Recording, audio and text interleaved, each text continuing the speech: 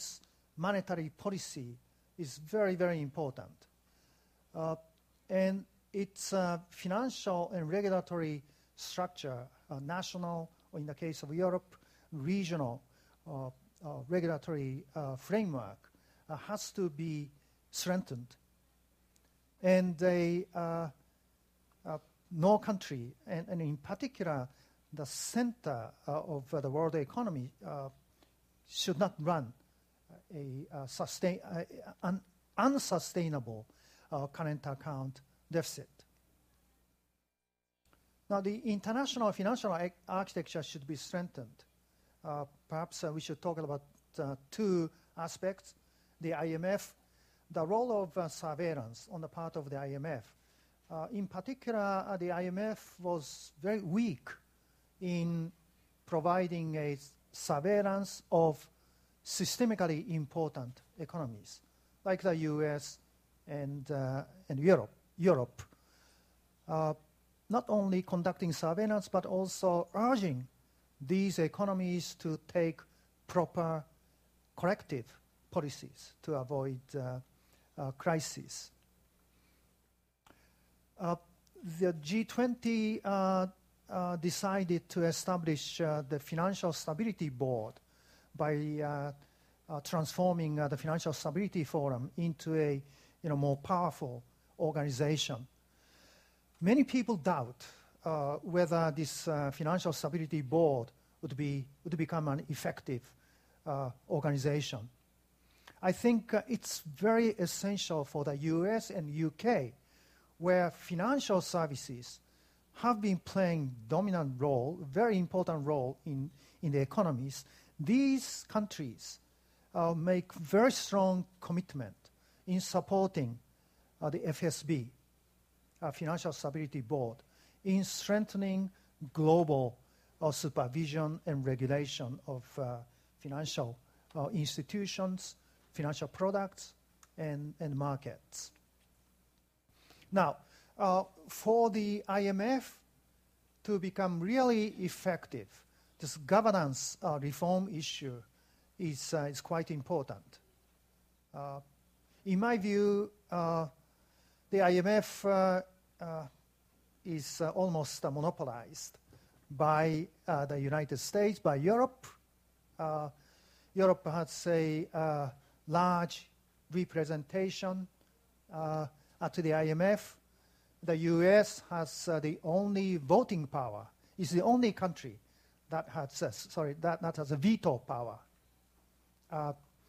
And managing director of the IMF has been traditionally a European.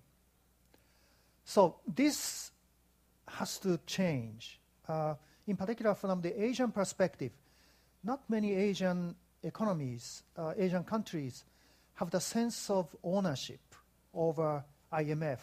The IMF is owned by somebody else outside of Asia. I think for the IMF to be effective, that sort of perception has to change. So Europe's voting power should be reduced substantially. Maybe I should go as far as 10 percentage points. The US should not have a veto power. For that matter, any country, any single country. And if the next managing director comes from Asia, I think Asians would start feeling that the IMF is now changing. Now, Asia's policy agenda. Mr. Kolb talked about rebalancing of growth. I think it's very important for Asians to think about this growth rebalancing issue rather than relying on external markets and exporting to the US and Europe. And given that their demand is going to be very weak over the medium term, it's in the interest of Asian countries to try to stimulate domestic and regional demand, and Asia becoming not only the world producer, but the world consumer is a very important change.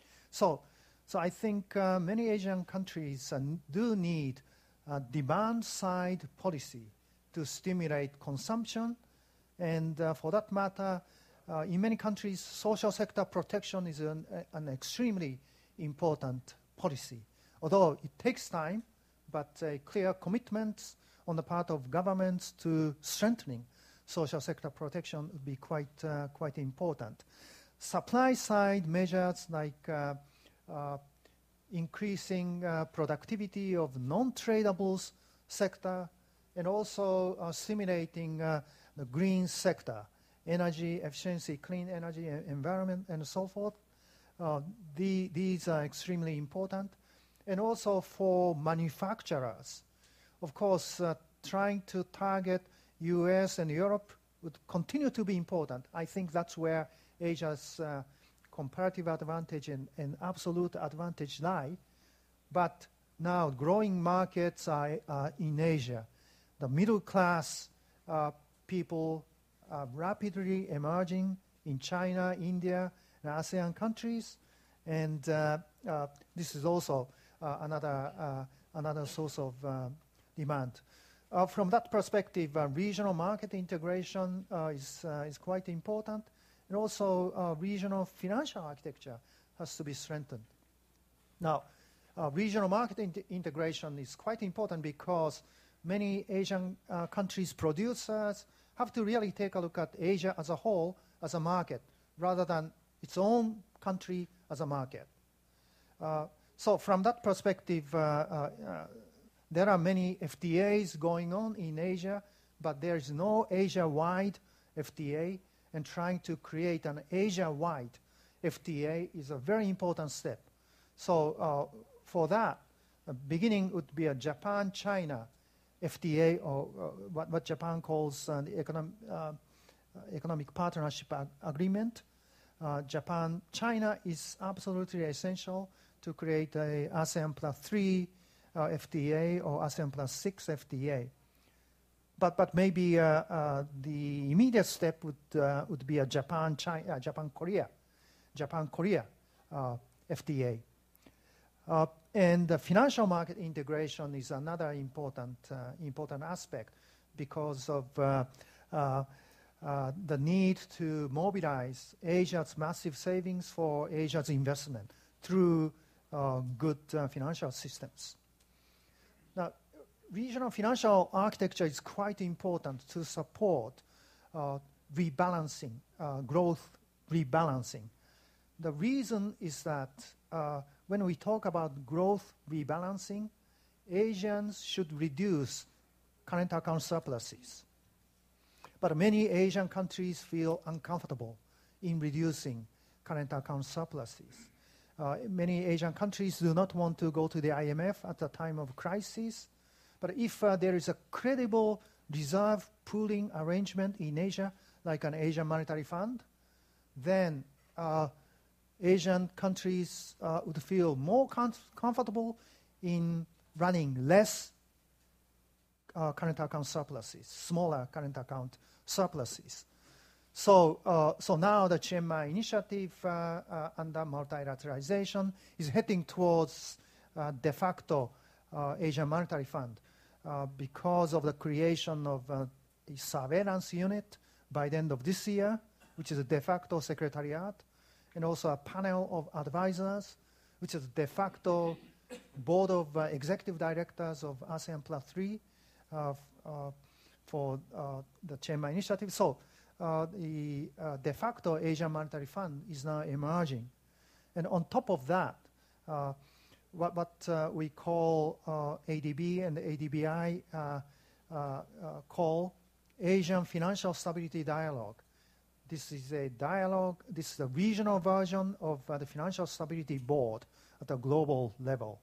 At the regional level, financial authorities should get together and talk about financial systemic crisis issues and also financial sector development.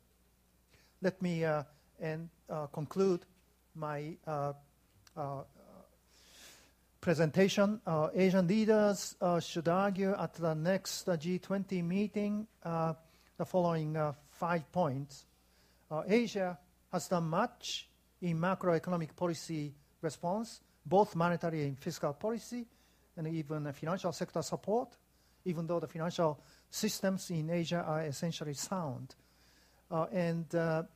Asia is the first region to get out of the crisis. To maintain stable global finance, advanced economies, in particular the US and Europe, would have to strengthen financial supervision and regulation. The IMF needs to re-establish reputation and credibility by focusing on effective surveillance of systemically important economies and by implementing substantial and not marginal governance reforms. And advanced economies should give the Financial Stability Board full political support and adequate financial resources and expertise to ensure that it carries out its new mandate. And finally, regional financial architecture in the form of an Asian Monetary Fund, Asian Financial Stability Dialogue, should be an integral supporting component of a new global financial architecture. Thank you very much. Well, thank you very much, Dean Kawai. You covered many the important issues, macroeconomic imbalances, and so you touched on this rebalanced growth and financial architecture, international financial institutions, governance system, and so forth. But here I think we need to discuss further is there is the close link and the relationship between the international financial architecture and this rebalanced growth. Because if you take a country like Korea or any of the small open economies, the only insurance at this point is just accumulating very expensive reserves. So that's why we need, at the global community level, we need adequate financial architecture. And to complement that and to supplement that, we need a regional level financial architecture. And even before that, where we need this bilateral arrangement as well. In fact, when we had the false rumors in our foreign exchange market last year, the year before, and we had the swap arrangement with the US Fed solved the problem.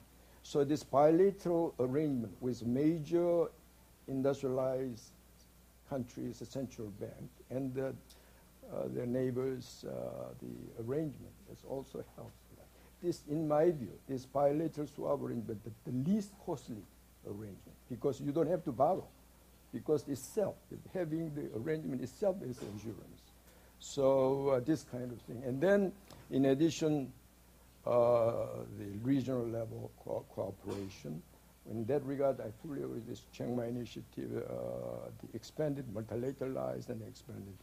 And also, eventually, I would like to see that evolve into a full regional monetary facility, provided the mode of operation should be consistent with the international financial architecture. Otherwise, I don't think it can be ever established in reality. So there we have to really devote our time to how to make this regional level architecture consistent with international architecture. That's another issue, and resolving the global imbalance issue, and we worry about the chronic deficit country. What that means in the global macroeconomic terms, there are countries, globally chronic surplus countries. So you have to solve both sides. And so in that way, you want to have the domestic demand, supported growth. But countries like Korea, unless we have this very firm bilateral and the regional level, the global level architecture, then if you stimulate domestic demand, that automatically lead to current account deficit because we rely 100% imported oil and raw materials. So to stimulate consumption, you need a foreign exchange. And where do you learn? Either you learn from export, or that's why I think your service sector should be liberalized. So you have to have deregulation and all these things put together. And on these issues, I think we have really very intensive the discussions among policymakers and academics. But anyway, you touched on the most important issues here in limited time. And now let me ask Mr. Lee to present your views. Well, first let me thank the organizers of the Jeju Peace Forum for inviting me to join this very distinguished panel to discuss the very important ongoing financial crisis. Well, my previous two speakers were quite wide in the scope of the coverage of their speech. Let me be relatively focused on one particular issue, that is the international monetary system. I call it the future of the international monetary system, a Chinese perspective. I call it a Chinese perspective partly because this is the outcome of a research project for the Central Bank of China, and also I'm a member of the CPPCC, the Chinese People's Political Consultative Conference, which is kind of like a House of Lords in England, right? Counselors to the government. However, in this presentation, I strictly representing my own views. Now, people are asking, next page. People are asking about the, next page, please. Oh, how do I? Oh. Okay. Yeah. After the financial crisis, people are asking about the fundamental root problems of the financial crisis. In this regard, one particular system, that is the international monetary system, cannot escape our exploration. Okay, so in this short presentation, I will talk about three things, basically. The first, the world economy before the financial crisis. Very, very quickly, I go through the basic features of the world economy before the financial crisis, and also the international monetary system before the financial crisis. And then, second, I talk about the problems with the international monetary system before the financial system, and then I talk about possible reforms and the possible changes in the near future to the international monetary system. So first, what are the important features of the world economy before the financial crisis? Very simple. Three important features. First feature is that we have seen accelerated GDP growth, especially among the emerging market economies. The numbers are very, very clear, okay, which I don't have to read out, okay? And even faster growth is the growth of trade in the world before the financial crisis. So as an outcome, the ratio of trade volume to GDP has been increasing over the years, leading to financial crisis. And together with the trade, we have seen financial deepening. That is, in countries after countries, the volume of financial transaction or the size of financial market relative to GDP has been increasing. Now, as a result of the faster economic growth in the period leading to financial crisis than the periods before, and financial deepening, we saw very rapid accumulation of sovereign wealth among emerging market economies, including countries like China and Korea. And so these are the features of the world economy before the financial crisis. What are the features of the existing international monetary system? Again, there are three interesting noticeable features.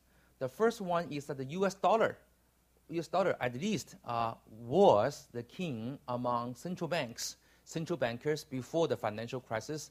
As you can see from the chart, the central banks put on average 65% of their currency reserves in US dollar assets. And this ratio increased from around 50% in the late 1980s. Part of the reason of the rise of the US dollar in currency reserves is the collapse of the former Soviet system, and together with that, the Eastern European countries, because these countries used to use convertible rubles. Now they are all on all individually independent central banking system. Each of them is needing foreign currencies to back up their monetary system.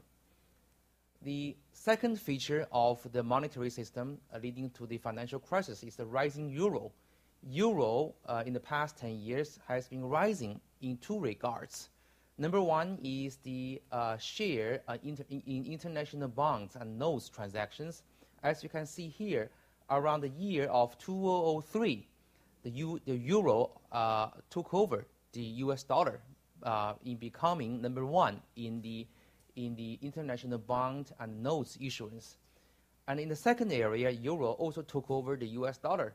That is the trade, international trade, settlement of trade. Euro took over the US around 2003.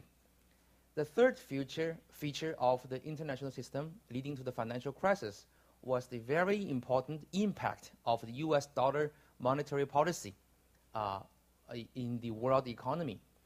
This chart, this is one of my favorite charts showing to my fellow researchers and students. This chart shows us the relative, the monetary condition, of the U.S. and the events of financial crisis before the current one. Okay, as you can see here, when the U.S. dollars, when the M2 of U.S. dollar to the size of U.S. GDP goes down below a certain level, towards the average level, then in the emerging market economies, we are very likely to see financial crisis. In fact, the Asian financial crisis of 1997, and 98 happened when the M2 of US dollar to GDP was very low, was the lowest in recent history. So the US monetary condition is extremely influential in affecting the world economy. We also run several sets of regressions and to explain the world economic growth. One of the very important variable to explain the world economy is the U.S. monetary condition. So in other words, the U.S. monetary condition is extremely important in shaping up the world economy.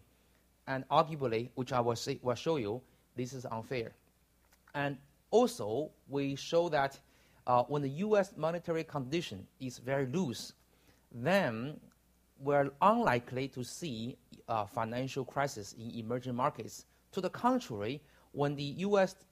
Monetary condition is very tight, then a current account deficit in an emerging market economy is much more likely to lead to financial crisis than when the U.S. monetary condition is very loose. So these are the problems, and so these are the features of the international monetary system so far.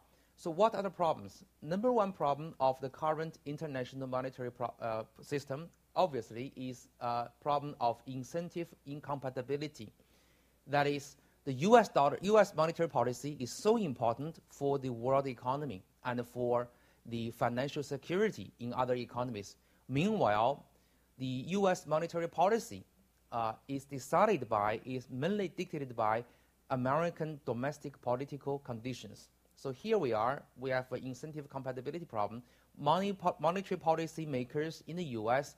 are mostly concerned about domestic economic situations, whereas the monetary policy in the U.S. has international implications. The second problem of the current international monetary system is its non-sustainability problem. That is, we argue that the current system cannot continue, is not sustainable. Why? because the U.S. creditworthiness after the current financial crisis is a big issue. And there are many ways to document this one. One of them is the diminishing share of the U.S. economy in the world GDP, as this chart shows. The other one is the government balance of the U.S. And the low rate of savings in the U.S., as this chart shows. Another one is, of course, is U.S. federal fiscal deficit, which is now accumulating very rapidly. So all these things indicate the non-sustainability of the current international monetary system. In fact, I personally am very worried about the events in the coming month in September, when the financial market becoming more active than it is, when the investors coming back to work. It's likely for us to see U.S. dollar crisis, that is U.S. dollar depreciating against major currencies in the world, which will give us another round of shocks in the financial market. And yet another sign of another piece of evidence of non-sustainability is the U.S. creditworthiness in its holding of foreign long-term securities. In fact, in this regard, the U.S. is a deficit country, is a net debtor country. Okay, and the third problem with the current international monetary system is a perceived unfairness. Notice perceived. Many people in the world argue that it is unfair for the U.S. government to monopolize the seigniorage from being the international currency. Okay, so there are many ways to calculate that. Here, I only show you one Chinese author's calculation of the seigniorage of the U.S. dollar being the international currency as a share of U.S. GDP. Now, the numbers may be incorrect, may be inaccurate. That's not my point. My point is that there are many guys who are out there arguing that this is unfair. So these are the three problems. Number one is incentive incompatibility. Number two is non-sustainability. Number three is perceived unfairness. So what are the options of reform? Or rather, what are the possible direction of evolution of the international monetary system? Well, I think there are three possible directions of evolution. Number one is perhaps the world may go back to some kind of gold or commodity standard. For example, when we go back to a gold standard or silver standard, or when we go to go back to some kind of commodity, 30 commodity backed currency standard, well, I think this option, this direction, this possibility is actually very low, because there are problems with this kind of system, because the world economy is expanding quickly, so apparently the supply of gold is not enough. Also, if we go back to some kind of a commodity standard, then the producers of these commodities will have disproportionate amount of control over the international money, the future international monetary system. Is also problematic, okay, politically. The second possibility is for us to see a multi-currency anchored system, for example, a US dollar, euro, Japanese yen, and possibly maybe Korean won or the Chinese yuan. This is, to me, most likely outcome, most likely direction of evolution of the future of the international monetary system. That is, multiple currencies involved, and these multiple currencies, like 3 or 4 currencies, become the major currencies in which international financial assets are issued, are traded, and currency reserves are invested in, and international trade are settled in. And also, if this system evolves, then there will be a need for the sovereign governments issuing these currencies to coordinate closely with each other on many issues such as exchange rate and reserve management, as issues mentioned moments ago by our previous speakers, such as issuers of these currencies may negotiate with each other to back up each other's countries' reserves, to minimize the possibility of balance of a payment crisis. So this is the second possibility. I think this is the default plan. This is the default plan of the future of international monetary system. Well, the third possibility is much talked about in recent months, especially in China. China's central bank governor Zhou Xiaochuan proposed that the world needs an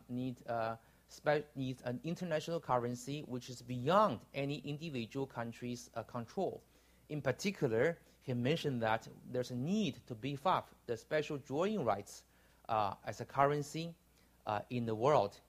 Well, in order for these reforms, for the SDR reform to be realistic, right? I think at least two things to be done.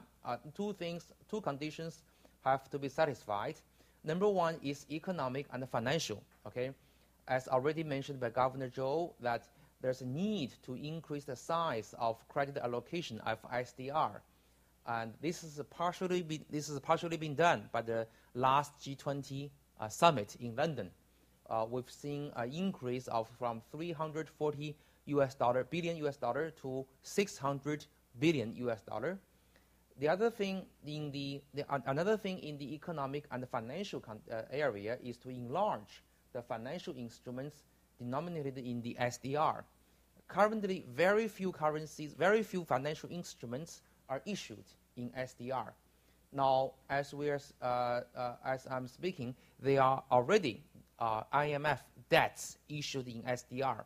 It is not unlikely for major countries like Russia and China to issue sovereign debt in SDR.